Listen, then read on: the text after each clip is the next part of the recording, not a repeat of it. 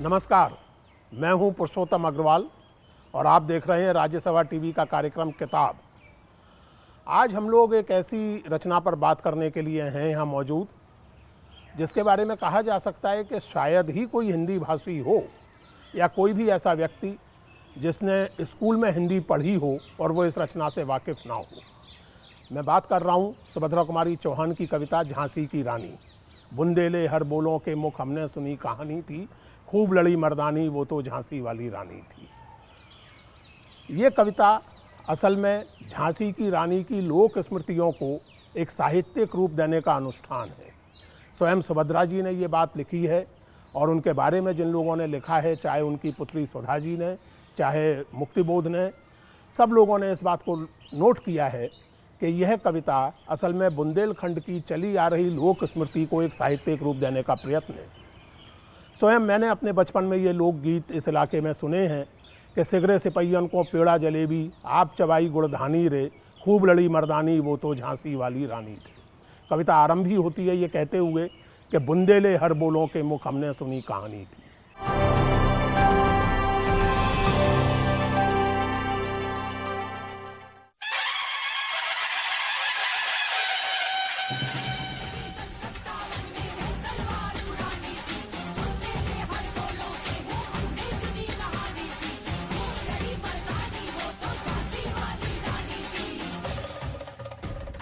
शौर्य, साहस, पराक्रम और दृढ़ता की प्रतीक झांसी की रानी लक्ष्मीबाई जनता की गहरी स्मृतियों और संस्कार में अनेक दशकों से ये मौजूद हैं।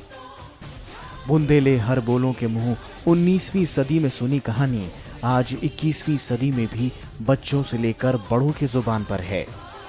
हिंदी के मुहावरे का हिस्सा झांसी की रानी पर अपनी रचना को कवियत्री सुभद्रा कुमारी चौहान ने एक लोक स्मृति को साहित्यिक रूप देने का अनुष्ठान बताया था।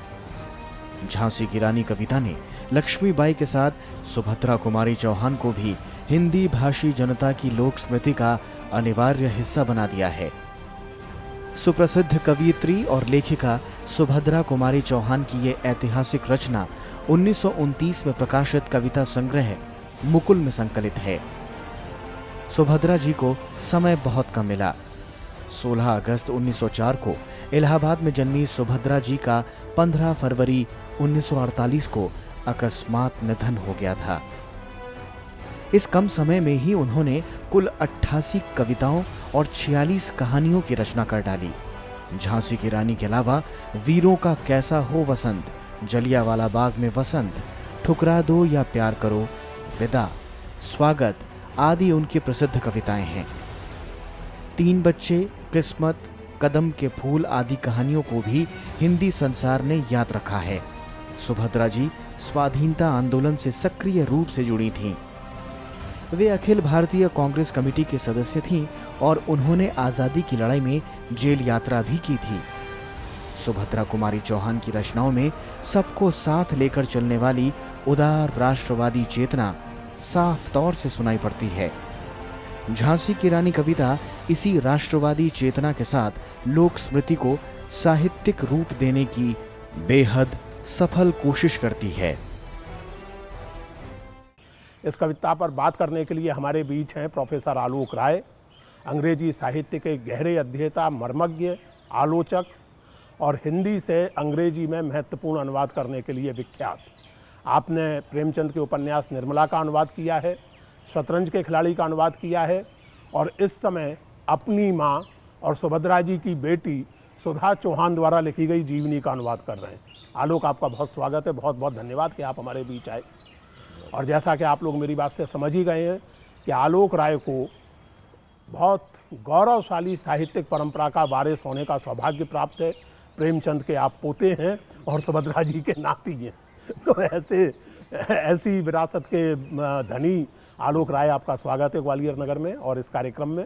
आलोक जी, इस कविता का राजनीतिक और सांस्कृतिक महत्व तो हम सबको पता है, साहित्यिक दृष्टि से आप इसे कैसी रचना मानेंगे? जैसा कि आपने कहा, ये जाहिर है कि लोक भावना से प्रेरित है। लोक स्मृति में जो चीज़ें संचित हैं उनको एक साहित्यिक रूप देने का प्रयास है ना। और उस्मानी में बहुत बहुत सफल है। मतलब ये अपने आप में छोटी बात नहीं है कि कोई चीज़ इस तरह से लोक स्मृति में चली जाए कि जिनको ये भी याद नहीं कि किसने लिखी है, वो भी इन पंक्तियों से परिचित हैं। ये ने एक किसी ने कहा है कि मतलब टू बिकम अ बायवर्ड, कि ऐसा साहित्य तो कई लोग लिखते हैं जो कि याद रहे, लेकिन to become a byword, to pass into memory, that is genius. किसी कविता का लोकोक्ति में बदल जाना उस कविता की सफलता का सबसे बड़ा प्रमाण है। यही कह रहे हैं ना? यही कह रहा हूँ, जी जी, यही कह रहा हूँ, है ना। लेकिन फिर सोचिए, और अपनी तरह से ये कविता अनोखी है क्योंकि जिस काल में ये लिखी जा रही है उस काल में जो काव्य पद्धति बन रही है वो भिन्न है ना। वो यानी कि अपने समय की जो साहित्यिक रुचि है उससे अलग जाती है ये। असल में आपने बहुत सही कहा आलोक, ये बात मुक्तिबोध ने 1948 में लिखे एक लेख में नोट की थी। मुक्तिबोध ने ये नोट किया था कि जब ये कविता रची गई, और मेरा ख्याल है कि ये कविता संकलित तो मुकुल में हुई है 1929 में, और मेरा ख्याल है कि ये रची गई है 1927-28 में, मैं अनुमान से ही कह रहा हूँ। अनुमान से ही, हाँ। और मुक्तिबोध ने बिल्कुल सही लिखा है कि ये काल हिंदी कविता में छायावाद का काल था। और सुभद्रा जी की परम मित्र महादेवी वर्मा छायावाद की महत्वपूर्ण कवि बन चुकी थी और अन्य महत्वपूर्ण कवि थे। लेकिन ये कविता छायावादी कल्पना और छायावादी रुझान से एकदम अलग किस्म की, एक डायरेक्ट पोइट्री और मतलब एक पॉलिटिकल पोइट्री। और ये भी एक रोचक बात है आलोक, और चूंकि आपका उस परिवार से संबंध है इसलिए भी मैं ये सवाल आपसे पूछना चाहता हूँ, क्या इसमें सुभद्रा जी के खुद पॉलिटिकल एक्टिविस्ट होने का, और वो आज के अर्थ में पॉलिटिकल एक्टिविस्ट नहीं थी, वो बाकायदा ऑल इंडिया कांग्रेस कमेटी की मेंबर थी, एमएलए रही थी, और सुधा जी की लिखी जीवनी से मालूम पड़ता है कि जो किसी भी पॉलिटिकल पार्टी की उखाड़ पछाड़ होती है वो भी उन्होंने झेली थी। आपको क्या लगता है कि इस कविता की रचना या उनके अन्य लेखन पर इसका कोई प्रभाव पड़ा होगा? नहीं, जाहिर है। मतलब ये मैं अपने बचपन की बात बता सकता हूँ कि जब हम लोग बहुत छोटे थे तो कुछ नानी और लक्ष्मीबाई की जो छवि थी वो कुछ एक मिल सी जाती थी। जाहिर है बहुत छोटे थे, अब फर्क जानते हैं। लेकिन ये क्योंकि ये बात पता नहीं ज्ञात है या नहीं, लेकिन हमारी नानी बांदा की थी, इसलिए बुंदेलखंड का बैकग्राउंड उनका पूरा था, और कुछ छोटी मोटी कुछ ज़मींदारी जैसी चीज़ रही होगी जो कि 1857 में छिन गई थी। तो ये एक तरह से एक पारिवारिक स्मृति जैसे चली आ रही है कि कुछ एक 1857 से जुड़ा हुआ एक तरह का गुस्सा है। और अभी भी हमारी अलमारी के नीचे 2 पुरानी तलवारें पड़ी हुई हैं। वो कहाँ से आई मुझे नहीं मालूम, लेकिन हम लोगों का ख्याल ये है कि वो 1857 के समय की तलवारें, जाहिर है वो नई तो नहीं हैं, वो जंग खाई हुई हैं, वो धूल खाई हुई पड़ी हुई हैं, लेकिन ये हमारे दिमाग में 1857 को लेके एक तरह का की पॉलिटिकल अटैचमेंट, ये बिल्कुल ये हमेशा से चला आ रहा है ना। और हमें याद है मसलन के पंडित सुंदरलाल की भारत में अंग्रेज़ी राज जो कि प्रोस्क्राइब्ड किताब थी, वो बहुत प्रोमिनेंटली हमारे घर में हमेशा सजी रहती थी, और उसमें बचपन में हम लोग दिखाए जाते थे ये चित्र, मतलब ये कुंवर सिंह हैं, ये फलाने हैं, ये ढिकाने हैं, है ना। तो 1857 को लेके अगर सुभद्रा कुमारी चौहान की भी भावना जुड़ी हो तो मुझे ताज्जुब बिल्कुल नहीं होगा। आपने अभी जो बात कही उससे एक दूसरी बात की तरफ ध्यान जाता है। 1857 का जो इतिहास आमतौर से लिखा गया है वो अंग्रेज़ों द्वारा छोड़ी गई स्मृतियों और उन्हीं सोर्सेज को आधार बना के लिखा गया है। इसलिए बहुत सारे लोग अभी तक उसको, गंभीर इतिहासकार अभी तक उसको म्यूटिनी कहते हैं, जबकि ये बहुत रोचक बात है कि जिस समय वो सब घटनाएं चल रही थीं उस समय यहाँ से बहुत देर से पहुँचने वाली सूचनाओं के आधार पर मार्क्स जो अपनी सीरीज लिख रहे थे न्यूयॉर्क हेराल्ड ट्रिब्यून में, उसमें वो इसको इंडियन वॉर ऑफ इंडिपेंडेंस या इंडिपेंडेंस ना भी सही तो इंडियन नेशनल वॉर कह रहे थे, म्यूटनी तो नहीं मान रहे थे। 1907 में सावरकर ने अपनी मशहूर किताब लिखी थी the first war of Indian independence 1857। लेकिन दूसरी तरफ ये जो लोक परंपरा है उसमें चाहे बुंदेलखंड की लक्ष्मीबाई और झलकारी बाई हो, चाहे बिहार के बाबू कुंवर सिंह हो, चाहे अवध की बेगम हजरत महल हो, ये एक सर्वथा भिन्न प्रकार से स्मरण में आते हैं। क्या इसके पीछे उस समय के राष्ट्रीय आंदोलन की, अब मैं ये सवाल आपसे एक साहित्यिक आलोचक और इतिहासकार के रूप में पूछ रहा हूँ, क्या राष्ट्रीय आंदोलन 1857 को अपनी जरूरत के मुताबिक गढ़ रहा था, या वाकई आपको लगता है कि 1857 एक स्वाधीनता संग्राम था? Now this is a question to the scholar. आप स्वयं उसे स्वाधीनता संग्राम मानेंगे या ये केवल एक कंस्ट्रक्ट है जो नेशनल मूवमेंट ने खड़ा किया? ये नेशनल मूवमेंट का कॉन्स्ट्रक्ट तो है ही, इसमें तो कोई संदेह नहीं है। यानी कि ये बात बार बार हमें देख के हैरानी होती थी, ख़ासतौर से क्योंकि हमारी अपनी व्यक्तिगत स्मृतियाँ इस तरह से 1857 और उसके महत्व से जुड़ी हुई हैं।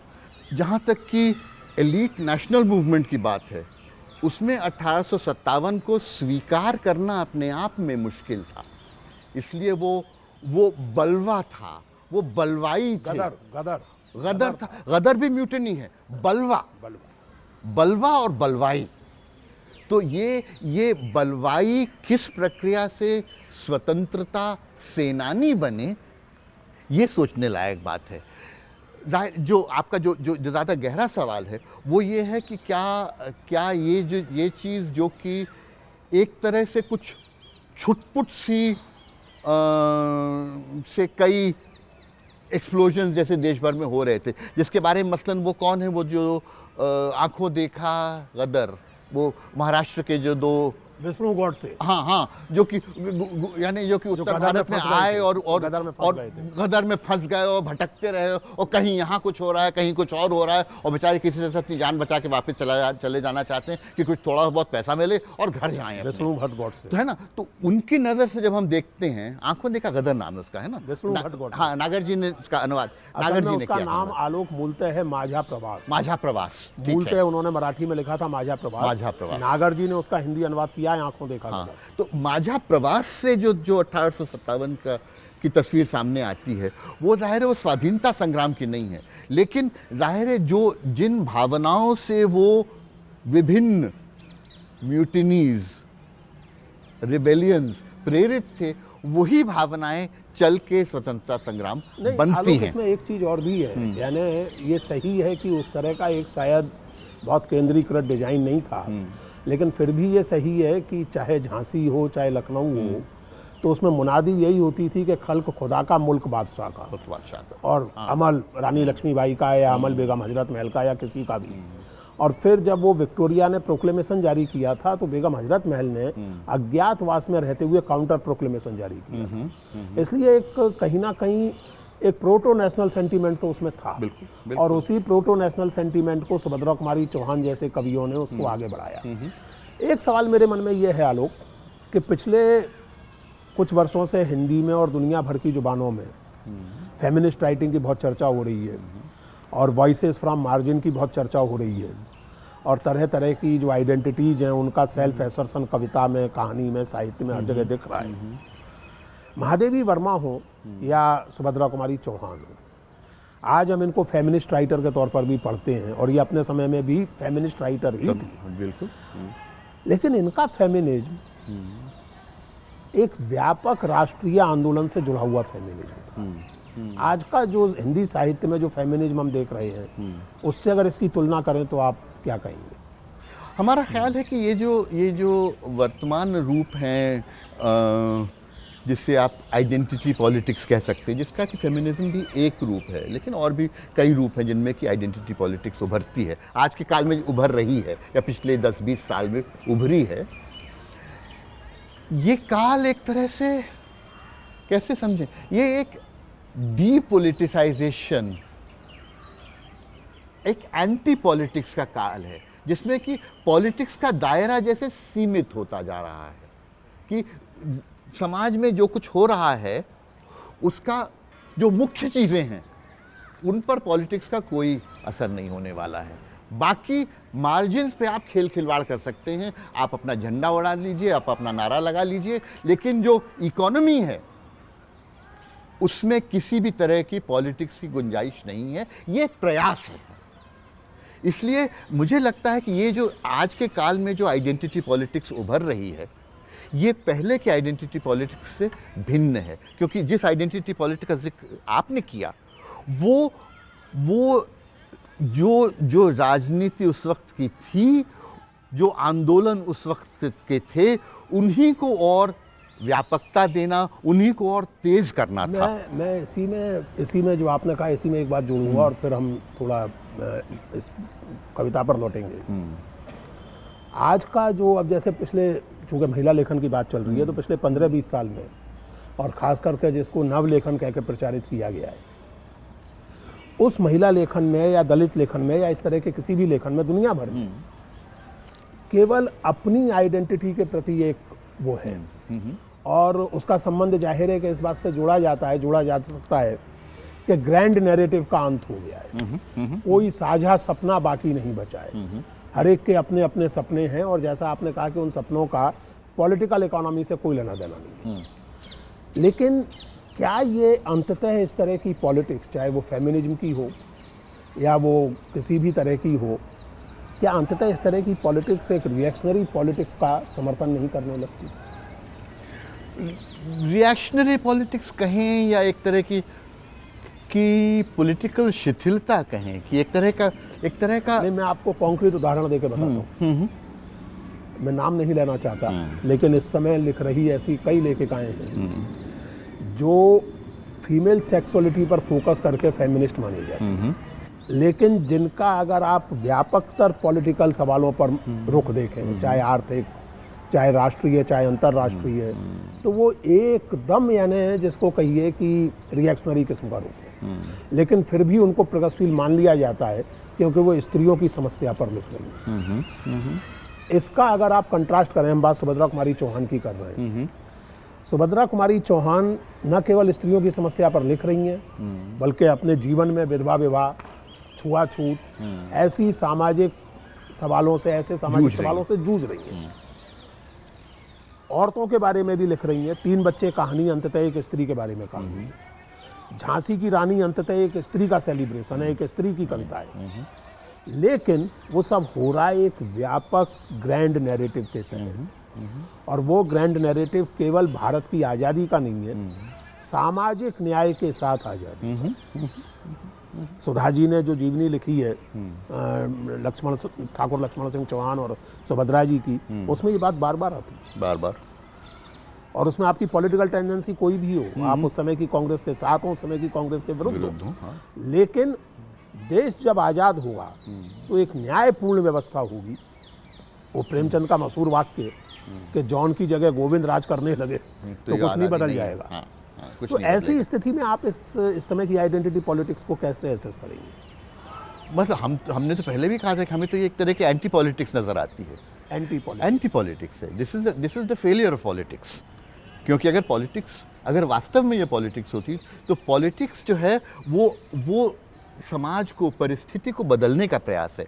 अगर हम उसमें ही अपना कोई कोना ढूंढ रहे हैं तो वो पॉलिटिक्स नहीं है, वो कुछ और है, उसको कुछ और नाम हम दे सकते हैं। अच्छा, एक चीज़ बताइए, आप जिस चीज़ की हम चर्चा कर रहे हैं उसमें आपको क्या लगता है, एक संबंधी के तौर पर नहीं, एक पाठक के तौर पर, एक लेखक के तौर पर, इस तरह की कविताएं, इस तरह की स्मृतियां हमारी नई पीढ़ी की स्मृति में बाकी बचेंगी? कुछ स्कूल में रटी हुई आजकल तो स्कूलों से भी हटाई जा रही है, और शायद स्कूल से भी हटाई जा रही है, तो वो भी नहीं बचेगा। लेकिन बाकी नहीं, ये तो बहुत कुछ गुजरे वक्तों की चीज़ लगती है। क्योंकि देखिए, इसमें हम सुभद्रा जी की इस कविता के बहाने जो 2-3 जो चिंताएं मेरे मन में हैं, किसी राजनीतिक पार्टी के कार्यक्रमों में आजकल, किसी भी राजनीतिक पार्टी के कार्यक्रमों में मैंने कभी किसी अच्छी कविता को पढ़े जाते नहीं सुना। वामपंथी पार्टियों को अगर आप अपवाद के रूप में छोड़ दें, वो भी कभी कभार, अब भी नियमित रूप से नहीं है। किसी राजनीतिक पार्टी के कार्यक्रम में बड़ी कविता नहीं पढ़ी सुनी जाती। नौजवानों को वैसे भी दुनिया की और तमाम ज़रूरी चीज़ों से फुर्सत नहीं है कि साहित्य और कविता जैसी फालतू चीज़ पर वक्त बर्बाद करें।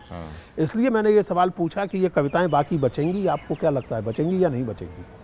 मुश्किल है कहना, मुश्किल है कहना, क्योंकि एक हम बताएं, एक बात हम सुभद्रा कुमारी चौहान की कविता के पक्ष में कहना चाहते हैं कि एक कुछ तो देखिए, कुछ तो ये राष्ट्रवादी उच्छ्वास की कविताएं हैं, है ना, और पता नहीं उनकी आज की पीढ़ी के साथ कोई रेजोनेंस है या नहीं है, क्योंकि वो एक पुराने वक्त की बात लगती है। कुछ और कविताएं हैं जो कि घोर, क्या बताएं, एक फैमिली लाइफ, पारिवारिक जीवन हाँ, की बिल्कुल, कविताएं हैं। बिल्कुल निजी जीवन की कविताएं हैं। वो दाम्पत्य है, वो गृहस्थ हैं, माँ हैं, बच्चे हैं, बच्चों का खेल बच्चों पर खिलवाड़ कविताएं है। हैं। बल्कि ये झांसी की रानी में पहली बार जब छपी थी तो पतली सी एक पुस्तिका छपी थी जिसमें कि बच्चों के लिए जो कविताएं लिखी वो थी। तो उनमें कुछ बच्चों के बल्कि एक इसमें है भी शायद वो ये ज़ाहिर हम माँ से सुनी हुई बात है, लेकिन कि सभा का खेल, तो बच्चों, ज़ाहिर उस ज़माने में बच्चे खेल भी क्या करते थे, तो खेल तो तुम गांधी बन जाओ हम ये बन जाते हैं, हाँ। तुम सरोजनी हम ये, है ना। तो वो इस तरह की जो कविताएं हैं वो भी हमें लगता है कि कम से कम ये जो एक सामान्य पारिवारिक जीवन की कविताएं हैं, जो कि अपने आप में मेरी नज़र में ज़्यादा इंटरेस्टिंग है। बाय द वे, ये मैं अपनी व्यक्तिगत बात बताता हूँ कि वो कविताएं मुझे ज़्यादा रुचिकर लगती हैं, और उनकी वैल्यू मुझे लगता है बचेगी, क्योंकि वो एक तरह का एक हिंदी कविता की एक धारा है। आलोक, कविता की वैल्यू बचने की बात नहीं कर रहा हूँ, मैं ज़्यादा बड़े संकट की बात कर रहा हूँ। मैं बात कर रहा हूँ कि हमारी कल्चरल मेमोरी, हमारी सांस्कृतिक स्मृति, वो बचेगी या नहीं बचेगी। और ये केवल सामान्य पाठक नहीं, जैसे मुझे नहीं पता कि आज का कोई कवि इस तरह कहता है या नहीं कहता। दिनकर जी जब याद करते हैं तो दिनकर जी लिखते हैं कि मैं सुभद्रा कुमारी चौहान जैसा कवि बनना चाहता था। यानी एक कंटिन्यूटी है, सुभद्रा कुमारी चौहान है, दिनकर है, या उधर आप छायावाद के कवियों की जो कंटिन्यूटी भक्ति काल के कवियों से है, यानी निराला तुलसीदास पर कविता लिखते हैं, और एक अपनी कविता की परंपरा का बोध। कई बार मुझे ऐसा लगता है कि इस समय हिंदी की समकालीन कविता जैसे ऐसी भाषा में लिखी जा रही है जो अभी 40 साल पहले बनी। ये अच्छी बात है। इस सवाल पर जवाब पूछ रहा हूँ मैं। इस सवाल का जवाब कोई देने परंपरा के का लिए बोध ही नहीं है। हमको फिर वापस अपनी हमारी जो बेसिक ट्रेनिंग है वो इंग्लिश लिटरेचर वाली है, वहाँ पे जाना पड़ेगा, क्योंकि एक एलियट का बहुत मशहूर लेख है, tradition and the individual talent, है ना। तो ये ट्रेडिशन जो है, और ट्रेडिशन ज़ाहिर है कि ट्रेडिशन ये नहीं है कि हम रीति रिवाज और पूजा ऐसे करते हैं, ये धोती यूँ पहनते हैं, बल्कि ये कि हमारी जो कल्चरल मेमोरी है वो हम खुद गढ़ते हैं। हम अपनी साहित्यिक परंपरा खुद ही परिभाषित करते हैं, और उसको परिभाषित करने के लिए हमें वो मादा होना चाहिए कि हम ये कह सकें कि ये हमारी परंपरा में शामिल हैं और ये नहीं हैं, ठीक है। अगर, और एलियट का ये कहना है कि पोएट बनने के लिए आपको अपना एक इलेक्टिव, चोजन, चयनित परंपरा बनानी पड़ती है। वो बन रही है, बनाई जा सकेगी, ये कहना मैं हिचकता हूँ, क्योंकि बूढ़े लोग अमूमन ऐसे ही कहा करते हैं कि सब कुछ जो है वो पतनशील है। यहाँ बूढ़ा कौन है? अरे यार नहीं, ब्रेक में जाने के पहले मैं चाहूँगा कि हमारे कैमरामैन जो अपने आप को बूढ़ा कह रहे हैं, उन आलोक राय का बचपन भी दिखाएं। ये फोटो है सुभद्रा जी के साथ, सुभद्रा जी का अंतिम चित्र है ये अपने नाती आलोक के साथ। ओफो, नहीं सॉरी, लेकिन मैं चाहता था कि ये दिखाऊं। चलो, हाँ। उसकी तुलना में तो बूढ़े हैं ही। तो मित्रों, ब्रेक का वक्त, और ब्रेक के बाद ये चर्चा जारी रहेगी, और इस बार चर्चा में यहाँ हमारे साथ जो ऑडियंस बैठे हुए हैं वो हिस्सा लेंगे। मिलते हैं ब्रेक के बाद। सदियों से बात समझ में आई है कि हमारी कल्पना शक्ति का विकास साहित्य के ज़रिए ही होता है, यानी कि अन्य जीवन, अन्य तौर तरीके, सोचने के ढंग, जीवन को महसूस करने के ढंग, ये हम साहित्य के माध्यम से जानते हैं, वरना हमारी आपकी किसी एक व्यक्ति की ज़िंदगी ज़ाहिर है सीमित ही होती है।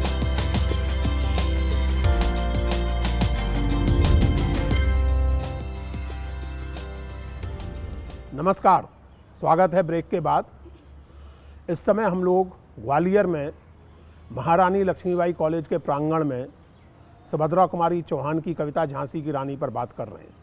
ये कॉलेज आप देख रहे हैं, ये भव्य इमारत वर्षों पुरानी है, दशकों पुरानी है और इसका मूल नाम विक्टोरिया कॉलेज था।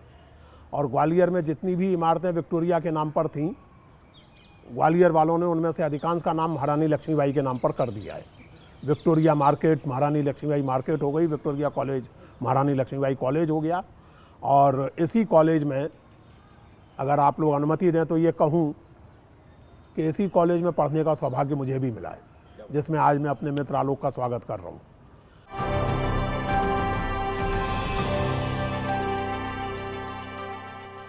अब सवाल आमंत्रित हैं डॉक्टर चारू चित्रा, आप सवाल पूछें। जी नमस्कार।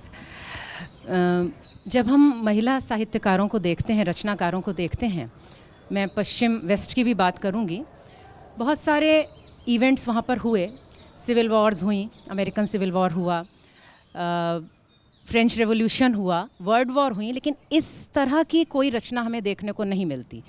जोन ऑफ आर्क जैसा कैरेक्टर भी उनके पास था, लेकिन ऐसा किसी महिला साहित्यकार ने नहीं लिखा। जब हम अपने देश की बात करते हैं तो सरोजिनी नायडू जो बहुत बढ़ चढ़ के हिस्सा ले रही थी और साहित्यकार थी, उनकी भी रचना में इस तरह का ओज, इस तरह की चीज़ देखने को नहीं मिलती जो सुभद्रा कुमारी चौहान जी अपनी इस रचना में लिख गई। और उनके भी हम दूसरी रचनाओं की अगर बात करते हैं, जैसे जलियांवाला बाग की बात करते हैं, ये विगर, ये चीज़ देखने को नहीं मिलती, ये साहित्य देखने को नहीं मिलता कि जिसको सुनने के साथ ही आपकी धमनियों में रक्त प्रवाह तेज़ हो जाए। मेरा प्रश्न ये है कि ये रचनाकार को हम श्रेय देंगे या उस ओरल ट्रेडिशन को हम श्रेय देंगे जो इस चीज़ की हिम्मत रखता था लिखने में, इस जज्बे को क्रिएट कर देता था। जैसे हम आल्हा की बात करते हैं, जैसे हम वार की बात करते हैं, जैसे हम बुंदेले हरबोलों की बात करते हैं, जिसका उन्होंने इन्वोकेशन की तरह शुरू में जिक्र भी किया है।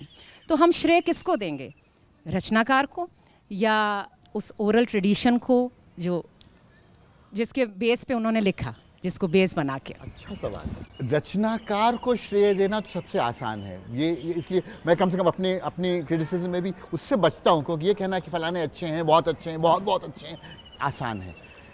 जो चीज़ समझने की है, वो जो साहित्य में जो क्वालिटी बनती है वो कहाँ से आ रही है। तो व्यक्ति का तो उसमें कुछ श्रेय होगा, जाहिर है, लेकिन उससे ज़्यादा मुझे लगता है कि आप जिस ट्रेडिशन की बात कर रही हैं, जो साहित्यिक सांस्कृतिक परिप्रेक्ष्य है, उससे जो चीज़ें आ रही हैं, और फिर जो आपने तुलना की वेस्टर्न ट्रेडिशन से, ठीक है। एक तो ये कि मैं बहुत ज़्यादा अधिकार के साथ नहीं कहना चाहता, क्योंकि ख़ासतौर से क्योंकि हम लोगों का परिचय अमूमन एलीट साहित्य से ही होता है, इसलिए बहुत संभव है कि फ्रांस में जोन ऑफ आर्क को लेके भी एक ओरल ट्रेडिशन हो जिससे कि हम नावाकिफ़ हैं। बिल्कुल सही। लेकिन दूसरी बात कहना चाह रहा हूँ वो ये कि आप जिन देशों के, हम जब वेस्ट की बात करते हैं तो वो प्रायः लिटरेट देश हैं, जहाँ पे कि ओरल ट्रेडिशन जो है उसका रोल घटता गया है, क्योंकि रिटन ट्रेडिशन जो है वो ज़्यादा प्रबल होता गया है। हमारे यहाँ उससे उल्टा है, क्योंकि अब की बात नहीं कर रहा हूँ, लेकिन जिस ज़माने में ये कविताएं लिखी गईं और बुंदेले हरबोलों ने जब अपनी कहानी कही, तो ओरल ट्रेडिशन ही था, यानी कि जो भी सामाजिक चेतना की एनर्जी थी वो जाती तो कहाँ जाती, व्यक्त होती तो कहाँ व्यक्त होती। तो इसलिए आलोक, इसमें थोड़ा ओरल ट्रेडिशन हिंदुस्तान में पैरेलल चली है, आज तक चल रही है। अभी भी ऐसा नहीं है कि ओरल ट्रेडिशन खत्म हो गई है। डॉक्टर राजरानी शर्मा, ये जो कविता है, आपने अभी कहा कि क्या ये खो जाएगी, मैं आपसे अपना अनुभव बांटना चाहूँगी। अभी एक विद्यालय में हम गए थे, वहाँ प्रतियोगिता थी, और जिन छात्राओं ने, जो छोटी छोटी बच्चियाँ थीं, ग्वालियर के एक विद्यालय की बात है, और उन्होंने माने ये समझ लीजिए 50 में से 40 हमारी बच्चियों ने ये कविता उतने ही ऊर्जा के साथ बोली। तो ये खोएगी नहीं, जैसे कि अभी चल रहा था कि आज की पीढ़ी याद रखेगी कि नहीं, तो मैं सकारात्मक अपनी बात रखना चाहूँगी। ये कविता मिथक की तरह से हमारे जीवन में घुल गई है। माँ काव्यात्मक चेतना जो इसमें है, मुझे जो आपसे पूछना है वो ये कि क्या आपने अपनी माँ से उस क्षण के बारे में कोई चर्चा की कि उन्होंने अपनी माँ से ये चर्चा की होगी। मुझे व्यक्तिगत तौर पे ये लगता है कि इस कविता के रूप में हमको महारानी लक्ष्मीबाई का काव्यावतार सुभद्रा कुमारी चौहान जी के रूप में मिला है। तो क्या वो क्षण कभी उन्होंने चर्चा में आपसे किया, जो महत्वपूर्ण क्षण की किस क्षण में ये कविता उतरी होगी? अक्सर माँ बेटी इस तरह की बातें करती हैं, तो क्या हम वो दुर्लभ चीज़ पा सकते हैं आपसे? हमारी माँ से क्या बात हुई ये कहना तो मुश्किल है, लेकिन हमने ये जो जीवनी जो उन्होंने लिखी है इसको खूब खूब ध्यान से पढ़ा, छानबीन की कि इसमें उस क्षण का जिक्र है कि नहीं। लेकिन ताज्जुब ये है कि नहीं है कि और चीज़ों के का जिक्र है, जलियांवाला बाग में बसंत वगैरह वगैरह, उनका जिक्र है, वीरों का कैसा हो बसंत। लेकिन झांसी की रानी प्रायः नहीं है। क्यों नहीं है मैं नहीं जानता, लेकिन है नहीं। यानी या तो वो क्षण अपने आप में रहस्यमय ही है और रहस्यमय बना रहेगा हमारे ख्याल से। बल्कि इसमें जैसे कि हम लोग सुबह चर्चा कर रहे थे इस कार्यक्रम के पहले, इसमें संकेत ये है कि ये कविता असहयोग आंदोलन के दौरान लिखी गई थी, जो कि थोड़ा मुश्किल लगता है। क्योंकि असहयोग आंदोलन यानी 1921 में सुभद्रा जी केवल 17 साल की रही होंगी। वैसे तो साहित्य में बड़े बड़े चमत्कार होते हैं, लेकिन फिर भी मैं और आलोक इस बात पर सहमत थे कि इतनी परिपक्व कविता शायद इतनी कम उम्र में नहीं लिखी जा सकती। लेकिन 1929 के पहले तो यकीनन लिखी गई है, क्योंकि 1929 में तो संकलित हो चुकी थी मुकुल में। लेकिन आलोक ये वैसे बहुत अच्छा सवाल इन्होंने उठाया, इसको एक्सप्लोर किया जाना चाहिए। लेकिन अब कैसे करोगे? ये खलिश मुझे बार बार होती है। ये बहुत इंटरेस्टिंग सवाल है। मुक्तिबोध जो स्वयं बहुत गहरी और कुछ लोगों के अनुसार जटिल कविताएं लिखने के लिए विख्यात है, और जिनकी कविता की बहुस्तरीयता, बहुआर्थकता जो है वो हिंदी साहित्य में लगभग मिथकीय है, मुहावरे का विषय। मुक्तिबोध लिख रहे हैं, सुभद्रा जी के काव्य में भावों के बहुत गहरे रंग नहीं है, पर भावों में गहराई है। उनका काव्य गुण जिन स्रोतों से उत्पन्न हुआ है वे स्रोत हैं जीवन के प्रति संवेदनात्मक प्रतिक्रियाएं, जो अपनी ताजगी, नवीनता और जीवन वस्तु संपर्क के कारण हृदय की गहराई को छू लेते हैं। इस खास कविता के प्रसंग में एक बात मैं और जोड़ना चाहूँगा कि ये कविता, जैसा मैंने शुरू में भी कहा, लोक स्मृति को एक साहित्यिक रूप देने का अनुष्ठान, और लोक स्मृति को साहित्यिक रूप देना और फिर भी उसका मुहावरा उस लोक काव्य जैसा बनाए रखना, और इस तरह बनाए रखना कि जैसा अभी राजरानी जी ने कहा कि शायद ये कविता बची रहेगी, तो मुझे लगता है कि महान कविता तो इसे कहा जा सकता है। मैं तो निसंकोच कहना चाहूँगा। जी, हम महान शब्द से बचते हैं और कोई बात नहीं, वो अलग बात है, वो बचना चाहिए। महान हमारे ग्वालियर के एक बहुत प्रसिद्ध कवि थे मुकुट बिहारी सरोज, वैसे भी सब जानते हैं। तुमने जो बात कही उससे उनकी मुझे गीत की पंक्ति याद आ गई, इन्हें प्रणाम करो ये बड़े महान हैं। तो महान लोगों को वैसे प्रणाम ही करना चाहिए। लेकिन फिर भी जी, अगला सवाल। मैं डॉक्टर कल्पना शर्मा। मेरा सवाल ये, मेरी श्रद्धा है, अगाध श्रद्धा है 1857 के स्वतंत्रता सेनानियों के प्रति, पर क्या वो क्रांति सफल हो जाती तो पुरानी व्यवस्था यानी जो रियासत की व्यवस्था है, क्या वो मजबूत नहीं होती और भारत के विकास को थोड़ा सा धीमा कर देती? ये बहुत, आलोक कुछ कहना चाहोगे? हाँ और नहीं, दोनों ही। यानी कि लंबा सवाल है ना। ये काउंटर फैक्चुअल हिस्ट्री है कि अगर इतिहास में ऐसा नहीं होता, ऐसा होता तो इतिहास कहाँ जाता, है ना। और ये कौन कह सकता है? ये तो मतलब कम से कम संक्षेप में कहना तो बहुत मुश्किल है। आलोक, मैं एक बात जरूर कहना चाहूँगा कि एक तो जैसा आलोक ने कहा कि इस तरह के अनुमान परक सवाल एक मिसरे की याद दिलाते हैं कि डुबोया मुझको होने न ना होता तो मैं क्या होता।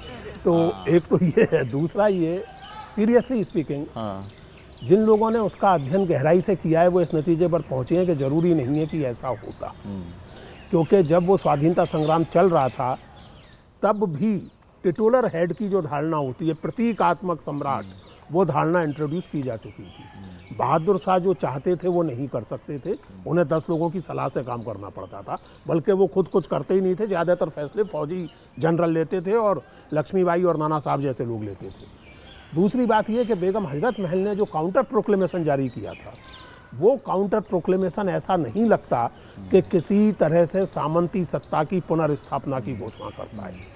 तो इसलिए जैसा आलोक ने कहा कि लंबा सवाल है, लेकिन आपने पूछा, अच्छा किया। मैं ये निवेदन करूंगा राकेश जी के पहले कि यहाँ जो हमारी नौजवान दोस्त बैठी हैं, लड़कियाँ, आप में से कोई कुछ ज़रूर पूछे, इनको माइक दीजिए। और मुझे अभी बताया गया कि इनमें से एक का नाम तो मन्नू है, और बचपन में मन्नू लक्ष्मीबाई का नाम था, तो वो तो ज़रूरी पूछे। हाँ, आपका नाम बताइए पहले। सर, मैं श्वेता प्रकाश कुकरेजा। जी सर, ये कविता सबसे पहले हमने हमारे हिंदी सिलेबस में ही पढ़ी थी बचपन में।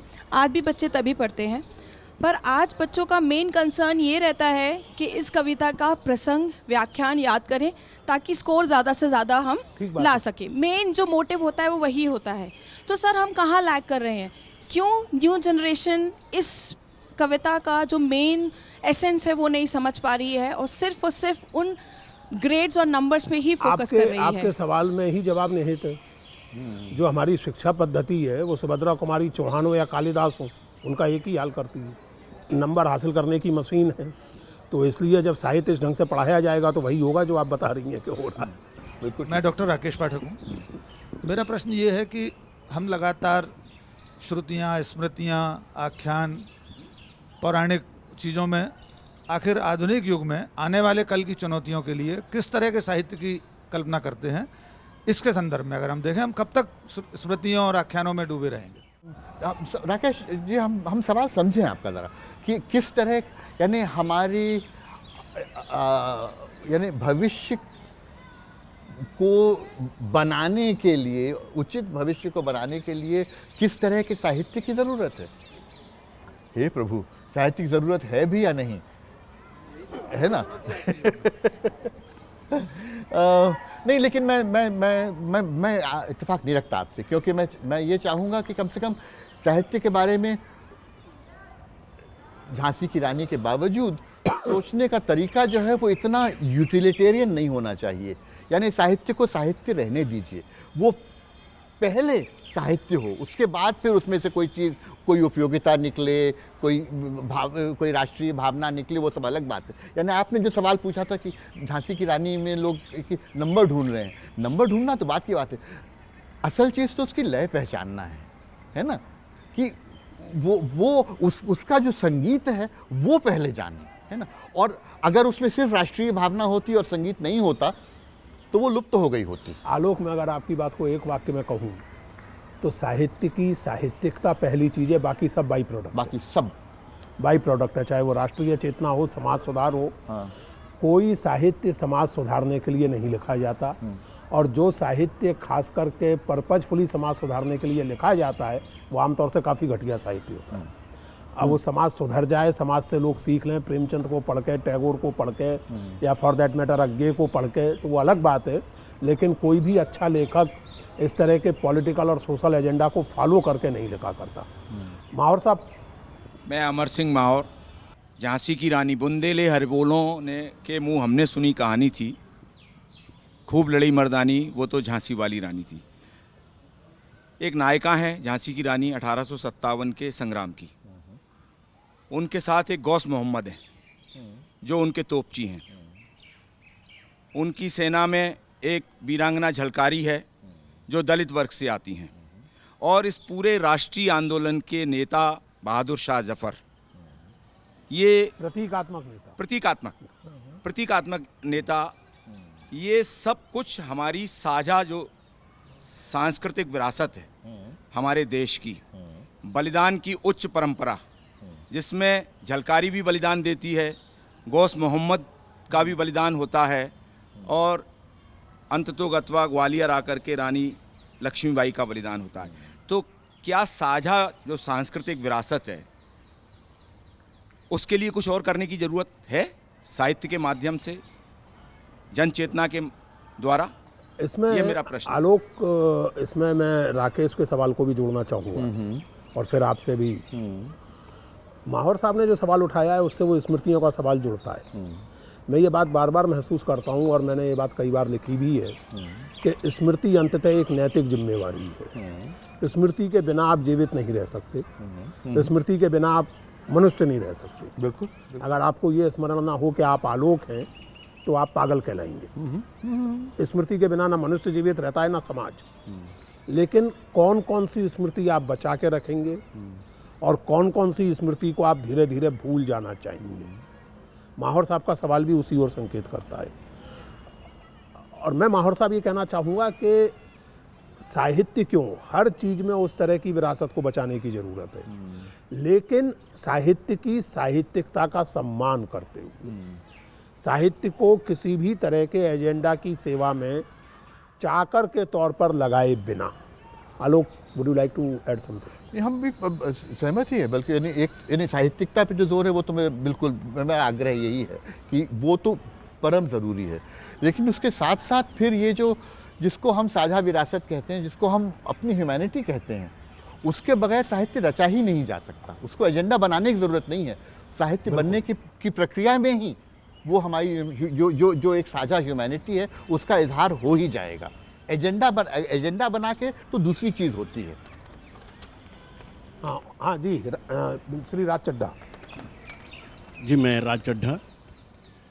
हम कितने भी प्रगतिशील हो जाएं, हम कितने भी भौतिकवादी हो जाएं, लेकिन हम अगर अपने अतीत से और अतीत के गौरव से अगर अपने आप को विलग कर लें एकदम कोशिश करके या अनजाने में भी, तो मैं समझता हूँ वो भी किसी भी राष्ट्र की संस्कृति के लिए बहुत दुर्भाग्यपूर्ण है। मुझे अपने स्कूल का ज़माना याद था जब लगभग हर बच्चे को ये कविता कंठस्थ थी। आज बहुत कम रह गया होगा, कई लोगों ने सुनी भी ना होगी, एक बात। लेकिन सायास ऐसी रचनाओं को जो हमारे अतीत के गौरव को गाती हैं, या ऐसे महापुरुष जिन्होंने ये जीवन जिया है, चाहे वे क्रांतिकारी हों या अहिंसक आंदोलन में रहे हों, धीरे धीरे वो हमारे पाठ्यक्रमों से ही लुप्त होते जा रहे हैं।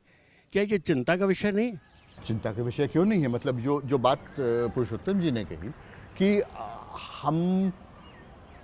हमारी पर्सनैलिटी ही स्मृति के द्वारा बनती है। यानी कि एक कंडीशन है, इसका नाम मैं भूल रहा, प्रोसॉफ कॉग्निजिया, जिसमें कि बेसिकली स्मृति की जो ड्यूरेशन है वो कुछ सेकंड रह जाता है। यानी चीज़ याद रहती, भूलते हैं। यानी कि आप आपसे मिले और 1 मिनट बाद मिलेंगे तो चेहरा भूल चुके होंगे। बाकी हर मामले में फंक्शनल है, लेकिन पर्सनैलिटी जो है वो बिल्कुल डिसइंटीग्रेट कर जाती है। जो चीज़ इंडिविजुअल्स के साथ होगी वो ज़ाहिर है समाज के साथ भी होगी। कि अगर हमें कुछ याद ही नहीं है तो हम हैं कौन, है ना? आपने जो सवाल पूछा है राज जी, स्मृति विहीनता की स्थिति में मनुष्य को एमनेसिया या स्किज़ोफ्रेनिया हो जाता है, विभाजित व्यक्तित्व। तो जो समाज अपनी साहित्यिक और सांस्कृतिक स्मृतियों को भी जानबूझकर मिटाने का प्रयत्न करता है, वो अंततः एक विभाजित व्यक्तित्व की बीमारी का शिकार होगा। आपने बिल्कुल ठीक कहा कि चाहे झांसी की रानी जैसी कविता हो, चाहे किसी भी प्रकार से हमारे राष्ट्रीय स्वाधीनता आंदोलन में योगदान देने वाले लोग हों, अगर हम किसी भी कारण उनकी स्मृति को विस्मरण में बदलने की कोशिश करेंगे तो असल में हम समाज को एक विभाजित व्यक्तित्व में, स्किज़ोफ्रेनिया में ले जाने का अपराध कर रहे होंगे। दूसरी तरफ ये भी सच है, आप अगर इस तरह से साहित्य मात्र को ही हाशिए पर फेंक देंगे तो आप समाज को एक बेहद असंवेदनशील और क्रूर समाज बनाने में भी योगदान कर रहे होंगे। अगला सवाल, हाँ इनको दीजिए। नमस्कार, मेरा नाम मनस्विनी है और मैं 12वीं कक्षा में हूँ। ये सवाल हम युवाओं की चिंता है कि हमारा जो कोर्स बुक्स थी वो एक जरिया थी हमें साहित्य के बारे में पता होने की। अब ये बोल रहे हैं कि वहाँ से भी हटा देंगे तो हम ये सब कैसे जानेंगे? Very important. वो कह रही है लड़की कि ये सुनने में आ रहा है कि अब स्कूल की किताबों से भी साहित्य हटा दिया जाएगा। यानी जैसे अपन फंक्शनल इंग्लिश पढ़ते हैं वैसे फंक्शनल हिंदी पढ़ेंगे, लिटरेचर की कोई ज़रूरत नहीं है। यानी कि क्योंकि साहित्य ही, मतलब ये सदियों से बात समझ में आई है कि हमारी कल्पना शक्ति का विकास साहित्य के ज़रिए ही होता है। यानी कि अन्य जीवन, अन्य तौर तरीक़े, सोचने के ढंग, जीवन को महसूस करने के ढंग, ये हम साहित्य के माध्यम से जानते हैं। वरना हमारी आपकी किसी एक व्यक्ति की ज़िंदगी ज़ाहिर है सीमित ही होती है। हम जितना होता हमारे साथ उतना ही जानते हैं, उसके अलावा अगर जानते हैं तो सिर्फ साहित्य के माध्यम से जानते हैं। और अगर उसी को ख़त्म कर दिया तो फिर हमारे तो रोंगटे खड़े हो जाते हैं सोच के कि आलोक, वो ये- किस तरह का समाज बनेगा जिसमें कि सिर्फ हम अपने आप को जानते हैं, आपको भी नहीं जानते हैं। क्योंकि आपको जानने के लिए भी हमारी कल्पना की शक्ति की ज़रूरत है कि हम आपकी दृष्टि से भी आपकी जगह से ज़िंदगी को देख सकें। अगर वो क्षमता ख़त्म हो जाएगी तो हम फिर इंसान नहीं है, कुछ और बन जाएंगे। मैं एक स्त्री ना होते हुए, एक विधवा ना होते हुए, विधवा का दुख अगर समझ सकता हूँ तो वो शायद निर्मला के जरिए समझ सकता हूँ। मैं एक किसान ना होते हुए किसान का दुख अगर समझ सकता हूँ तो वो संभवतः गोदान के जरिए समझ सकता हूँ। मैं एक अपने पति के साथ एक तनावपूर्ण जीवन में रहती हुई स्त्री का दुख अगर समझ सकता हूँ तो संभवतः नष्ट नीड़ के जरिए समझ सकता हूँ। और जैसा आलोक ने कहा कि अगर ऐसी स्थिति बनेगी तो हम केवल केवल केवल अपने को जानेंगे, अपने तक सीमित होंगे और ऐसा समाज एक बेहद डरावना समाज होगा। इस बात से और अधिक दुख होता है आलोक के ऐसी बातें उस समाज में कही जा रही हैं जहाँ परंपरा के नाम पर बहुत बातें होती हैं और ये बड़ी सुविधा से भुला दिया जाता है कि इसी समाज की एक जीनियस ने, एक प्रतिभा ने कुछ ऐसा कहा था कि साहित्य संगीत कला विहीना साक्षात पशु पुच्छ विषाणहीना। बिल्कुल। तो मैंने सुनी तुम्हारे सवाल का उत्तर ये है कि अगर ऐसा होने जा रहा है तो हम पशुओं के समाज में बदलने जा रहे हैं। क्योंकि महाराज भर्तृहरि बहुत पहले कह गए हैं कि जिसको साहित्य संगीत और कला से वास्ता ना हो वो सींग पूंछ के बिना जानवर जैसा है। जानवर ही है। और कोई सवाल आखिर में 1-2 मिनट बचे हैं, आप में से कोई कुछ नहीं? हाँ प्लीज। हाँ बेटा पूछो तो। मेरा नाम जय सिंह है। जय सिंह, आप बोलो, पूछो। मैं आपसे ये पूछना चाहता हूँ कि आप एक साहित्यकार हैं तो आप मतलब नई पीढ़ी के लिए ऐसा क्या कर रहे हैं कि मतलब वो से मतलब आप कविता याद रख सके, मतलब आप क्या कदम उठा रहे हैं, आप जैसे साहित्यकार क्या कदम उठा रहे हैं कि मतलब हम जैसी जनरेशन मतलब आपकी कविताओं को याद रख सके और कुछ सीख सके उससे।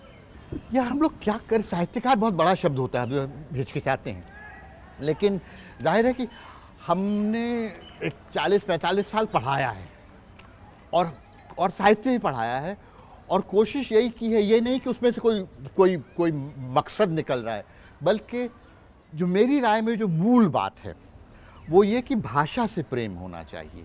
क्योंकि हम भाषा के ज़रिए ही जीते हैं।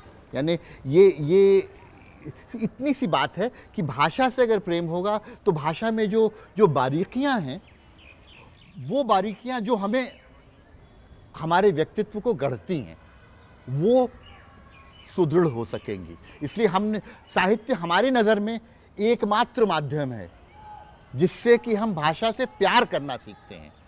फंक्शनल इंग्लिश में हम एप्लीकेशन लिखना तो सीख सकते हैं, लेकिन भाषा से प्यार करना साहित्य के माध्यम से ही आता है। धन्यवाद आलोक, बहुत बहुत धन्यवाद इस सहज और विचारोत्तेजक बातचीत के लिए। आप सबका बहुत बहुत धन्यवाद। अगले सप्ताह हम किसी अन्य पुस्तक पर, किसी अन्य रचना पर, किसी अन्य विद्वान या लेखक के साथ बात करेंगे। फिलहाल मैं सुभद्रा जी की ही कुछ पंक्तियां पढ़ करके इस कार्यक्रम को समाप्त करना चाहता हूं और वो पंक्तियां हमें याद दिलाती हैं कि याद कितनी ज़रूरी है, स्मृति कितनी ज़रूरी है। किसी रोज़ संभव है उसकी मिट जाए ये भी धड़कन, बुझ जाएं आंखें धीमी जो होती जाती हैं, उसकी ऐसी दशा देख आंसू 4 बहा लेना, उसके दुख में दुखिया बनकर तुम भी दुख मना लेना। तो स्मृति अगर विलुप्त ही हो रही है, स्मृति का अगर विलोपन ही हमारे समाज का लक्ष्य बन गया है तो कम से कम उसके लिए रोने के लिए हमें तैयार रहना चाहिए। और मैं ये मानता हूँ आलोक कि अगर दुख है, आंसू हैं तो साहित्य है, क्योंकि जब तक दुख है तब तक मनुष्य है और मनुष्य है तो साहित्य तो रहेगा। अगले हफ्ते फिर किसी और किताब पर बातचीत करने के लिए मिलेंगे। इस बीच इस कार्यक्रम के बारे में अपनी राय हमारे फेसबुक पेज या हमारे राज्यसभा ट्विटर पर, Rajya Sabha handle Twitter handle Rajya Sabha पर #किताब करके आप अपनी राय भेज सकते हैं और जो सर्वोत्तम राय होगी उसे हम कुछ पुस्तकें उपहार में देंगे। मिलते हैं अगले सप्ताह किताब कार्यक्रम में। आप लोग देखते रहिए राज्यसभा टीवी।